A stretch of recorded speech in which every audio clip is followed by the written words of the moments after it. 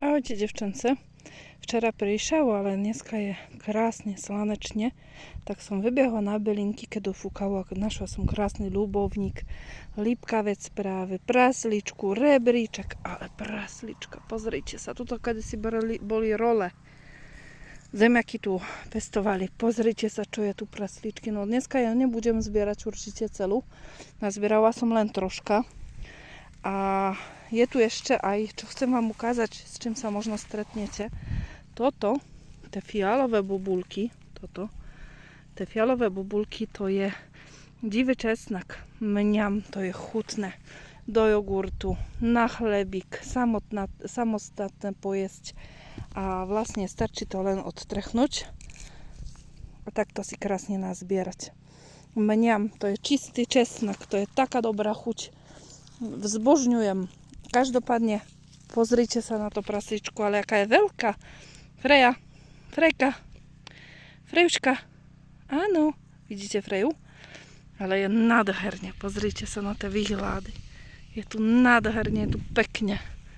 Taká dobrá energia. Ja pomaličky idem domu. Ešte vám trošku povyprávam o týchto bylinkoch, čo sme tu nazbierali. Ľubovník bodkovaný, veľmi dobrý na nervovú sústavu. To je tuto, hej, ľubovník bodkovaný. Nervová sústava.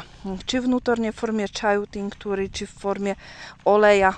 Olej tež možno užívať vnútorne, ale nie pre každého je, pretože veľmi ovplyvňuje žúčnik a prúdzenie žúti. Na olej nastavujeme svatojanský olej. Ľubovník bodkovaný je perfektný od bolesti, od chrbtice. Potom máme tuto máme praslíčku. To je toto. Praslíčka rolná. Tá je výborná na močové cesty. Praslíčku sa odvára. Ja vždycky odporúčam odvárať, pretože praslíčka je fenomenálna na očišťanie z ťažkých kovov, hlavne hliník dáva z tela preč.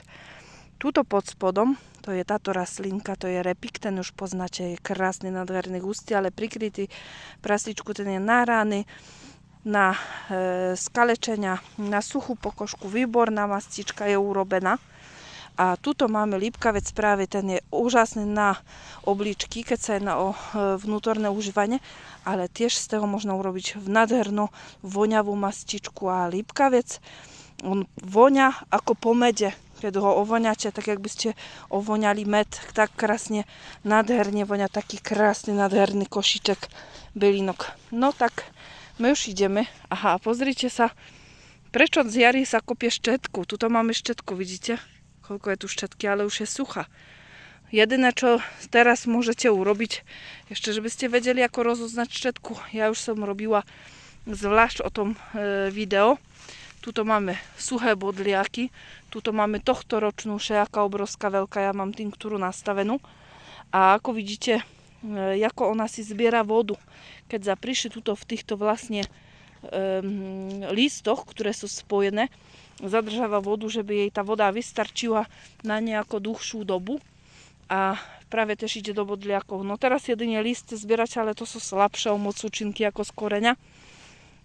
A štetka lesná, tá je parádna na problémy z boleriózu, infekčného chorenia, autoimunologičného chorenia a tiež ako reuma, ale aj na budovanie imunity. A chcem vám toto ukázať, že by ste vedeli, ako to vypadá. Toto je dvojročná bylina, ktorá už je nič, hej, to už len semenka sa vysemenili na jeseni minulý rok. A toto je tohtoročná bylina, tá zelená, ktorá tiež sa vysemení. A pozrite, koľko jej tu je. Je nádherná. Tuto máme aj iné bylinky, ako divé mrkvy a podobne. Toto nezbieram, ačkoľvek som ľudia, ktorí viem, že zbierajú. Každopádne budú tu aj šipky a všeličo. No tuto je proste akože úplne nádherne. A pozrite sa, aké nádherné, krásne už v podstate. Je dosť veľa hodín a slnečko zapadá, tak idem aj ja domu. A pozdravujem vás, držte sa, ahojte.